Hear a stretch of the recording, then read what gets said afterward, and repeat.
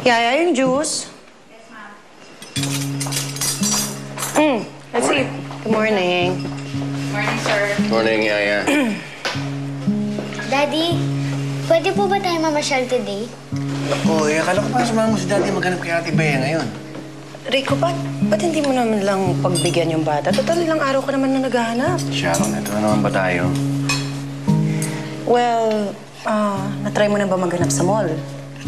O kaya sa park? I'll go with you. Para ako na mag-aalaga kay Julia habang naghahanap-hanap ka. Please, Daddy. Please.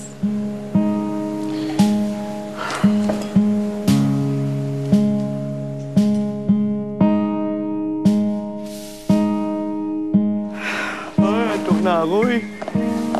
Tok na ako. Eh, Lola! Lola, hello po. Para sa inyo po to.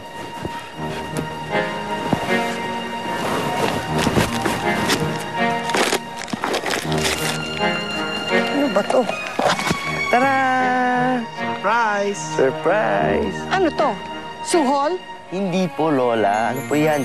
Peace offering. At sana po mapatawad niyo na po kami ni Arnold. Ano nga bang pangalan mo, Mr. ano? Darwin po.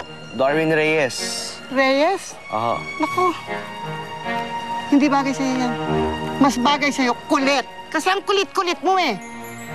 O pwede ba? Huwag ka na mag-aksaya ng laway at saka pago dito. Kasi pinagbibili na itong lupa dito. Lahat ng magsasaka, aalis na kami. Aanin pa namin yung fertilizer niyo.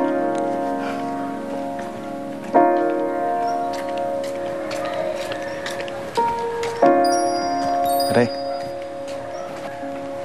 kung aalis na sila dito, pare saan kaya titira sila nung apo niya, no?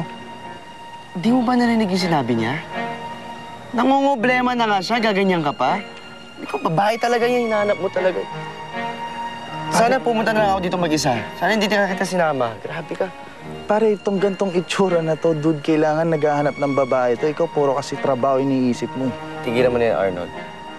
Hindi ba naawa kay Lola? Okay. Sige, dali! Jun, dito ka!